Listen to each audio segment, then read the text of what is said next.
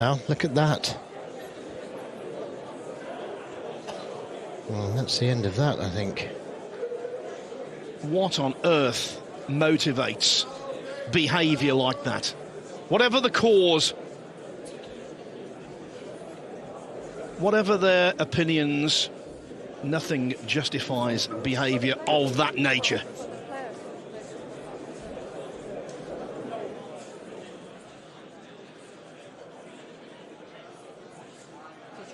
Okay, so you go back to your dressing room. Okay. So Olivier Martial very calmly asks the players to go back to their dressing room. What a shock it must be for referees, organisers, players and even the crowd, because I'm in the commentary box and, Joe, I'm shocked and I'm appalled. Yeah, absolutely, I am too. I mean, we didn't actually see it because we're commentating on this table, the Allen and Fan match. But I think somebody jumped out of the audience, threw chalk and dust all over himself and stomped all over the table. Well, the person who was trying to attack our table had got one word on the T-shirt I saw, was stop. Thankfully, they were stopped, but not before they did an awful lot of damage. Let's go back to the studio. Yeah, well said to our commentary team there. I have to say, one of the reasons I absolutely love snooker is the community that you have, the fans. We all love the sport and support the players. Jimmy, you don't often see something like that in snooker. No, we've seen a few streakers over the years, but this was some sort of process or some protest, I don't know. But if that table's damaged, it's going to take a few hours to recloth that, to get that table back to playing conditions. So, I don't know, it's going to mess up the whole schedule. Shocking. And especially going back to the fact that Fan is a Crucible debutant. I mean, the chances of this happening are, I mean, I can only think of a few occasions. Jimmy mentioned a couple of them there. What would now be the process? So does somebody need to assess the table before they decide if it needs to be reclothed, or is it just an immediate decision? Yeah, obviously, first of all, they'll have to assess what is it a liquid, is it dust? It's very difficult. We've had this sprung on us, obviously. And they'll have a 5 or 10 minute assessment of what it is. If it requires a new bed cloth and new cushions and whatever, it will be at least a couple of hours. Wow. You know, that would be the immediacy of it, would be at least an hour and a half, 2 hours.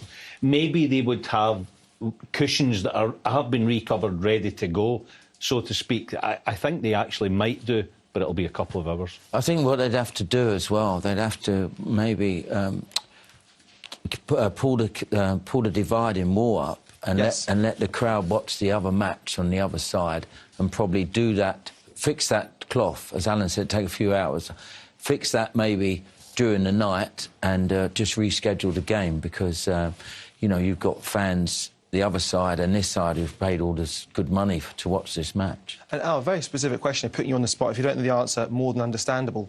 What would happen to the frame score? You've interrupted a frame. Do you forfeit the frame? Would you... I mean, it'd be a tough ask for the referee to now put all the balls back where they were, because that effectively could affect the outcome of this match. 6-4 is very different to 7-3. Yeah, well, obviously, technology now, I'm guessing that we'll be able to not superimpose, but we know where they were pretty much, right, exactly. So the referees will be able to do that eventually. I was just thinking, and I'm only surmising, Thursday we have no morning session. So if we need another one, that could be a possibility. But that's, you know, this has been sprung on us. We obviously don't know. And just mentally, Jim, especially if you're a fan, I mean, Mark Allen's as hard as nails on the table, there's no question of that. But you're ready to play, you're focused, you're a professional sports person, you've played a couple of shots, and you're already back in your dressing room. You can't get prepared for that, can right, you? You know, so it's just like, it's just unfortunate. It's a shocking situation, pointless. But, you know, hopefully it doesn't affect Fan in future going forward. You know, I hope he can get that out of his mind for the game. Joe and Rob, they won't be too bothered. They've been around too long. But, yeah, I think the stop-start situation, when you're ready to go and play a match and all of a sudden you've got to stop for a reason like that, would be confusing for that young lad. A little update for you that what the officials have decided to do is they're going to try their best to clean up what's on the table. First, we'll establish if indeed it is safe to play, clean up the best they can, and they're looking to get play underway at quarter to the hour is the update we've got. Of course, it's a fluid thing. It will change. We can see there the table. Guys, I mean, what do we think is going on there, gents? Are they just brushing the table? The problem is that whatever that orange substance is, regardless of what it is, the table is now effectively unplayable, regardless of a vacuum cleaner or anything like that. It's simply unfixable. So that will have to be revamped, recovered, reclothed, cushions included. They'll obviously just get it cleaned up as best they can using the Hoover there, as you can see. Yeah, it actually looks like it is sort of some form of sort of dust. It Yeah. doesn't look like liquid, Yeah. so...